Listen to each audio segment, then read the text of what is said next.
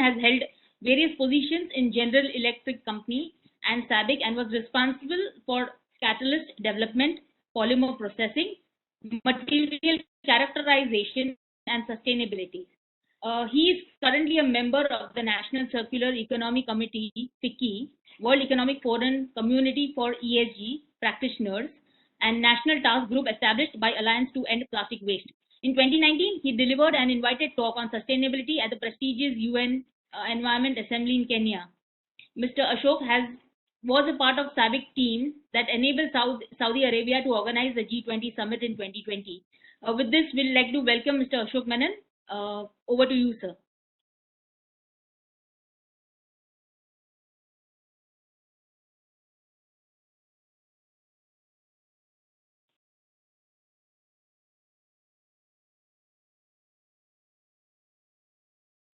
Hope I am audible and my slides are visible, Shivani? Yes, sir. You are audible and the slide is visible to us. Oh, excellent, excellent. Okay, a very good afternoon to all, and first of all, a very big thanks to Shivani for this kind introduction. I would also like to take this opportunity to thank the organizing committee for inviting SABIC to this important conference. It is indeed a pleasure to be here and share our thoughts with this esteemed audience. About SABIC, SABIC is one of the largest diversified chemical company that produces polymers, chemicals, metals, agri-nutrients, and also specialty materials. We are headquartered in Saudi Arabia. However, we have operations across the world. And India, we have one of the largest R&D centers that supports all the verticals of SABIC with around 300 plus scientists and engineers are contributing. So when I think Shivani and the organizing committee had reached out to me, asking me, here are the few topics and what is it that you would like to look at, I thought the most relevant topic to talk about would be around ESG as such. And there has been a lot of discussions about ESG. So I thought I'll take this opportunity to kind of bring in more light on what exactly ESG is and how are the chemical industry positioning themselves with respect to ESG and how is the future looking going forward. So before jumping into ESG part, let's kind of look at where chemical industry is today. So nobody will deny the fact that the chemical industry is at a very interesting crossroads. While the industry has already had to navigate a whole lot of attributes like product commoditization, we were shifting consumer attributes, we're looking at the regional preferences, looking at the regulatory changes that were happening over many decades, and the dynamics today are unique and more potentially disruptive than ever before. And we are all talking about climate change. So decarbonization is redefining the entire chemical industry, and this industry has to start responding to it now. So the major advances and the investments that companies and organizations are doing are towards mitigating the risks, the climate-related risks, or the regulations that are coming up from the climate carbon neutrality point of view. So managements are also taking up their commitment to sustainability with goals to become carbon neutral, carbon positive by 2050. Some are even by 2030 targeting these goals as such. And it is just not climate. So society needs and the business opportunities are all coming together to transform the way companies craft strategies, drive performance, and even report results as such.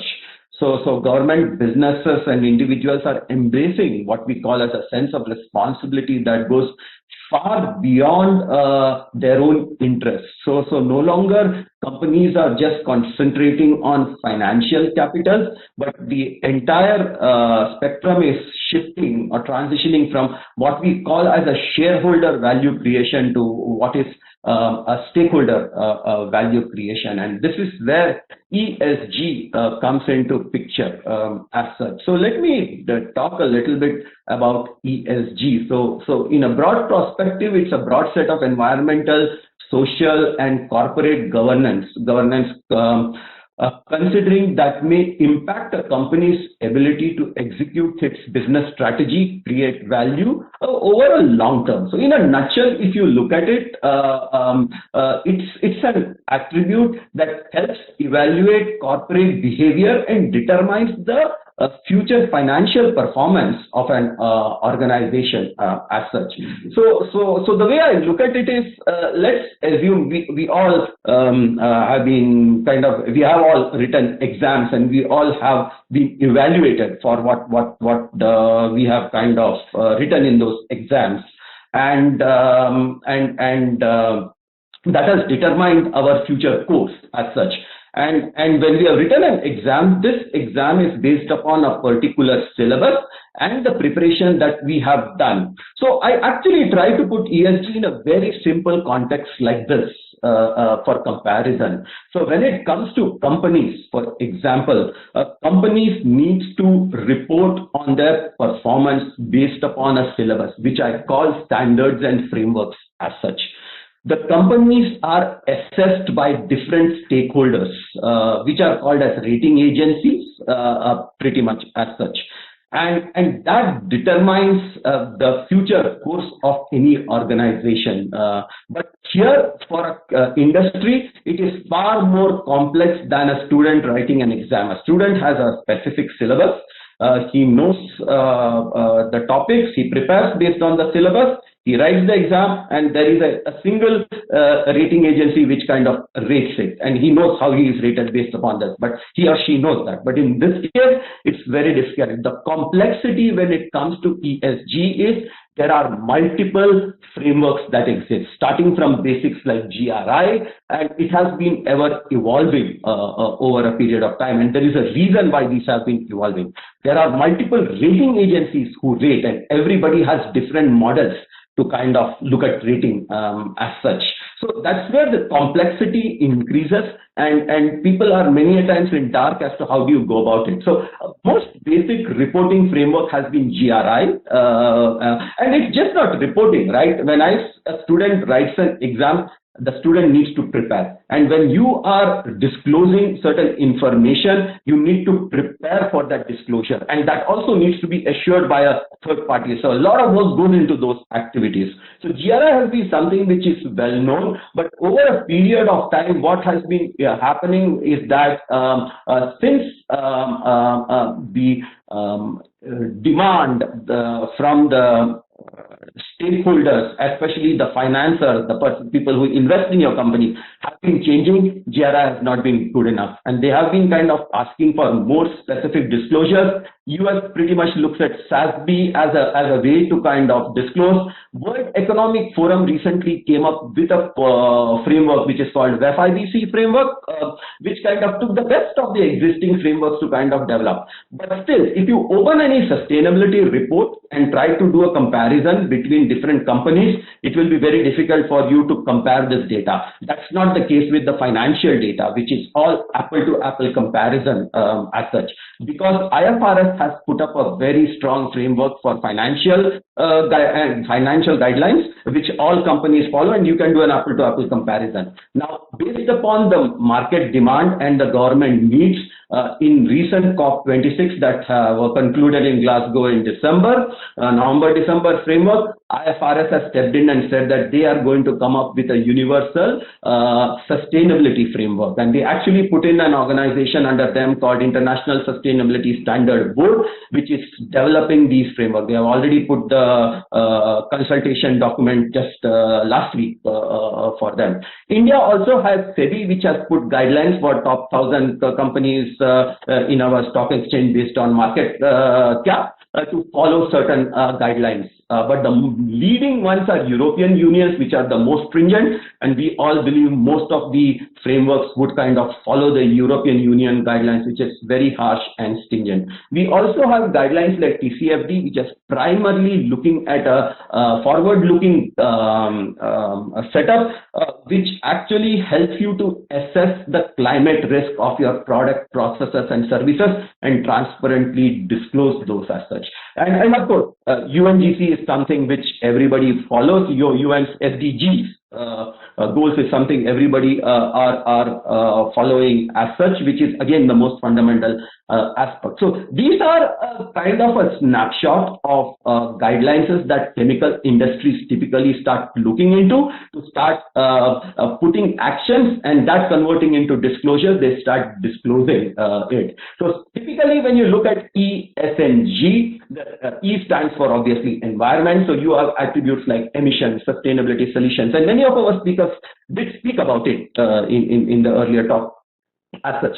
Then we have the social attributes, which are into workplace safety, human rights, the labor relationship, diversity, non-discrimination, the community development, and then we have the most important of all, the governance as such. How is the company being covered? What's the ethics and the anti-corruption philosophies that's being followed? What's the data privacy? Cyber security is becoming big. How are you incorporating that? So these are the attributes that investor would like to understand to put a long-term investment in an organization going forward as such. And typically a maturing industry, especially a chemical industry, would be in the phase 1, which is compliance. Then it would move into phase 2, which is integrating ESG reporting into the core business processes.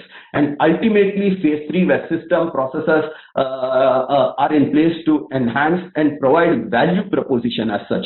How are your actions bringing value to the organization, stakeholders, for them to have confidence and for a long-term growth as such.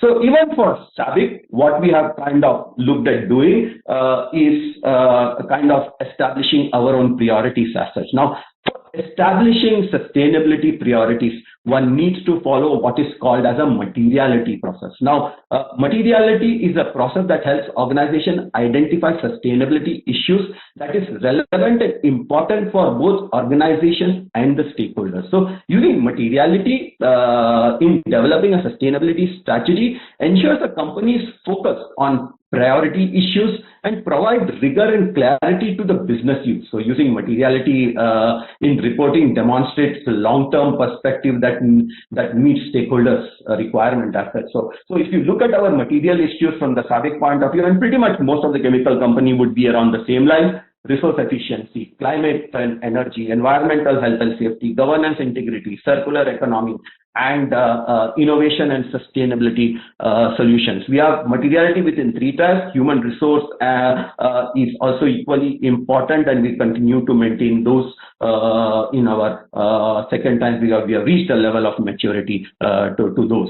And these could be translated into an organizational priorities, which could fall into climate change, circular economy, safer chemistry. How do you make your product safer? We already heard about climate change and circular economy in the previous year. And how does this translate into the disclosures for rating agencies, for stakeholders, for governments to understand how a company is positioning ourselves into it. So this is how the entire priorities kind of merge together into resulting in disclosures, which continuously gets enhanced over the period of time.